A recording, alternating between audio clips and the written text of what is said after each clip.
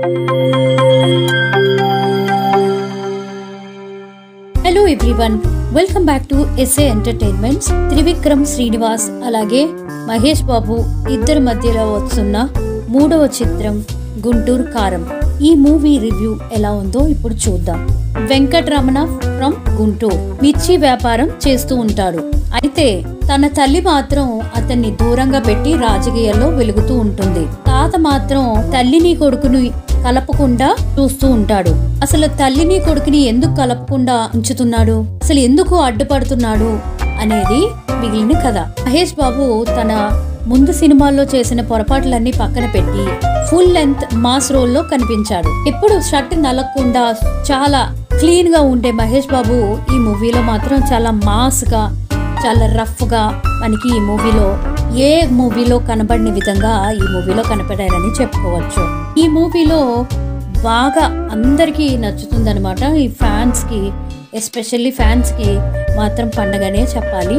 మహేష్ బాబు నటన చింపేశాడనే చెప్పుకోవాలి. అయితే ఈ మూవీలో నిమిషానికి ఒక సెటైరికల్ గా ఉండడం అనేది ఉంది, కానీ త్రివిక్రమ్ ఫైట్స్ విషయంలో మాత్రం సరైన శ్రద్ధ తీసుకోలేదనే చెప్పుకోవచ్చు. ఆయన యొక్క ప్రాస మనకి ఎక్కడా కూడా కనబడలేదు. ఫైట్స్ మాత్రం గాల్లో తేలుతున్నట్టు, బంతులు తేలుతున్నట్టు ఆ విధంగా ఉన్నాయి, కానీ ఎక్కడా కూడా మనకి గొప్ప ఫైట్ అనేది మనకి ఎక్కడ కనిపించదు. డాన్స్ విషయానికి వస్తే మాత్రం ఇప్పుడు వచ్చిన సినిమాస్ అన్నిటిలో ఈ సినిమాలోనే చాలా బాగా బ్రహ్మాండంగా మహేష్ బాబు యొక్క టాలెంట్ ని వెలికి తీశారు డైరెక్టర్. అలాగే తమన్ ఇచ్చిన మ్యూజిక్ తో ఇంకా ఎలివేట్ అయ్యిందని చెప్పుకోవచ్చు. సో తమన్ ఈ మూవీకి చాలా చక్కగా మా సాంగ్స్ అందించడంతో ఆల్రెడీ చాలా రఫ్ గా ఉండే రమణగాడు చాలా అందంగా పాత్రలకి తగ్గట్టు ఒదిగిపోయాడనే చెప్పుకోవచ్చు. సో దీనికి కారణం మనం చెప్పుకోవాలి శేఖర్ విజయ్. చాలా బాగా మంచి కొరియోగ్రాఫర్ అందించారు. చాలా ఎక్కడ కూడా మనకి మహేష్ బాబు గారికి కొంచెం డాన్స్ లో ఇబ్బంది పడకుండా చక్కగా స్టెప్స్ అయితే ఆయన అందించారని చెప్పుకోవాలి. ఇంకా శ్రీలీల డాన్స్కి వస్తే మాత్రం ఢీ షోలో వేసిన విధంగా చాలా చోట్ల ఆమెని డాన్స్కే ఈ మూవీకి తీసుకున్నారు అని అనిపించింది. ఆమె పాత్రకు మాత్రం ఏ విధమైన ఇంపార్టెన్స్ అయితే లేదు, కానీ ఆమె జస్ట్ ఒక లవ్వర్గా మాత్రమే ఈ మూవీలో చూపించారు. ఆమె పాత్రకి ఏమీ అంత పెద్ద ఇంపార్టెన్స్ అయితే లేదు. యాజ్ యూజువల్ ప్రతి సినిమాలో ఉన్న విధంగానే ఈ సినిమాలో కూడా ఆమె పాత్ర చాలా తక్కువగా ఉంది. బట్ ఆమె డాన్స్కి మాత్రమే ఈ అమ్మాయిని సెలెక్ట్ చేసినట్టుగా ఇక్కడ మనకి అర్థమవుతుంది. ఈ మూవీలో మెయిన్ మీనాక్షి చౌదరి పాత్ర అయితే చాలా చాలా వేస్ట్ అనే చెప్పుకోవాలి. ఆమెకి ఏమంత పాత్ర లేదు, జస్ట్ గెస్ట్ రోల్ లాగా అనిపించింది. మరదలుగా నటించినా కూడా ఆమె పాత్రకి ఎంత మాత్రాన్ని ఈమె మహేష్ బాబుని లవ్ చేస్తూ ఉంటుంది. మహేష్ బాబు ఏమో శ్రీలీలని లవ్ చేస్తూ ఉంటాడు. అదే సో అందువల్ల ఈ పాత్రకు అంత గొప్పగా ఏమీ ప్రాధాన్యత లేదని చెప్పుకోవాలి. ఇక ప్రధాన పాత్ర పోషించిన రమ్యకృష్ణ మాత్రం చాలా చాలా చాలా అందంగా కనిపించారు. యవ్వనంగా ఉన్న సమయంలో మాత్రం చాలా చక్కగా చూపించారు. అలాగే ఇప్పటికీ కూడా ఆమె చాలా యంగ్గానే అనిపిస్తున్నారు. ఇంత వయసు వచ్చినా కూడా చాలా బాగా నటించారు. అలాగే ఆమెకి మహేష్ బాబుకి మధ్య ఉన్న సంఘటనలు అయితే చాలా చాలా అద్భుతంగా నటించారు. అండ్ ఆమె అయితే ఈ మూవీకి మెయిన్ హైలైట్. ఆమె నుంచే ఈ మొత్తం కథ అంతా నడుస్తుంది కాబట్టి ఆమె చాలా చక్కగా నటించారనే చెప్పుకోవాలి. ఆమెతో ఉండే ఎమోషనల్ సీన్స్ అయితే మనకి కళ్ళంట నీళ్ళు అయితే కంపల్సరీగా తెప్పిస్తాయి. ఫస్ట్ హాఫ్లో ఆమె నటించడానికి అంత స్కోప్ లేకపోయినా సెకండ్ హాఫ్లో మాత్రం మొత్తం ఆమెదే స్కోప్ అనమాట. చాలా చాలా చక్కగా నటించారు. ఆమెకి మహేష్ బాబుకి మధ్య సంఘటనలు మాత్రం మన మనసుకి హత్తుకునే విధంగా తీర్చిదిద్దారు డైరెక్టర్. ఇంకా మలయాళం నటుడు జయరామ్ ఎప్పుడు కిటికీ దగ్గర కూర్చొని పాత పాటలు వింటూ ఆ విధంగానే కాలక్షేపం చేస్తూ ఉంటాడు. అలాగే అప్పుడప్పుడు కొన్ని డైలాగ్స్, మాస్ డైలాగ్స్ చెప్తూ మహేష్ బాబుతో చెప్తూ ఉంటాడు తప్ప తాగుతూ. ఇంతకు మించి ఏం చేయలేదు.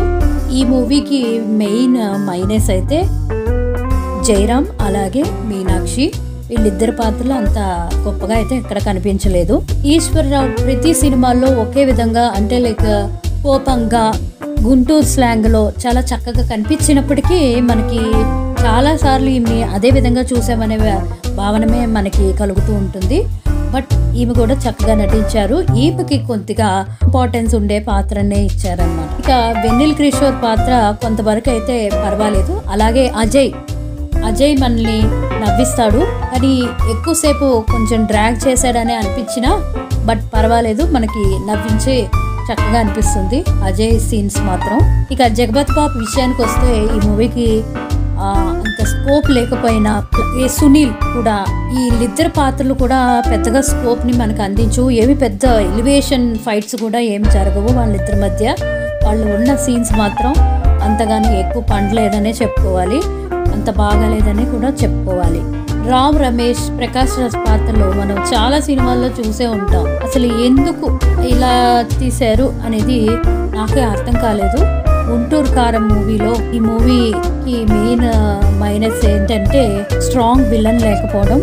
స్ట్రాంగ్ విలన్ ఉండాలి, బలవంతుడు. ఇక్కడ ప్రకాష్ రాజే విలన్ అవ్వడంతో స్ట్రాంగ్ విలనిజం లేకపోవడం వల్ల ఈ మూవీ అంతగా ప్రేక్షకుల్ని ఆసక్తి పరచలేకపోవచ్చు అనే చెప్పుకోవాలి. ఈ మూవీకి మెయిన్ మైనస్ కథ, అలాగే కొన్ని పాత్రలు అన్నెసెసరీగా చాలా పాత్రల్ని ఇంక్లూడ్ చేశారు ఈ మూవీలో.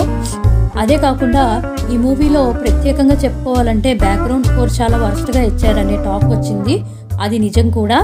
అలాగే సాంగ్స్ చాలా తక్కువ ఉండేసరికి మనకి ఎక్కువ ల్యాగ్ అనిపిస్తుంది మూవీ అంతా కూడా. అండ్ ఇంకా బ్యాక్గ్రౌండ్ స్కోర్ ఎలివేషన్ లేకపోవడం వల్ల మనకి ఫైట్స్ చేసినా కూడా మనకి ఏదో నార్మల్ ఫైట్ లాగే అనిపిస్తుంది. దాని యొక్క వాల్యూ అనేది సమీప తగ్గుతూ వస్తుంది. సో ఈ మూవీలో మెయిన్గా శ్రీలీల, అలాగే మహేష్ బాబు, అలాగే వెన్నెల కిషోర్, రమ్యకృష్ణ, వీళ్ళ కోసమే మనం చూడవచ్చు. ఈ మూవీకి నేను ఇచ్చే రేటింగ్ 3/5. ఈ మూవీ సంక్రాంతికి ప్రతి ఒక్కళ్ళు కలిసి చూడొచ్చు, చూడదగిన పిక్చర్. ఎక్కడ కూడా ఏ సర్టిఫికేట్ సీన్స్ అయితే ఇవ్వలేదు, చాలా చక్కగా ఉంటుంది. So please go and watch in theatres. మీకు కానీ ఈ రివ్యూ నచ్చినట్లయితే మర్చిపోకుండా లైక్ చేయండి, subscribe to my channel. Thank you for watching. Subscribe చేయండి.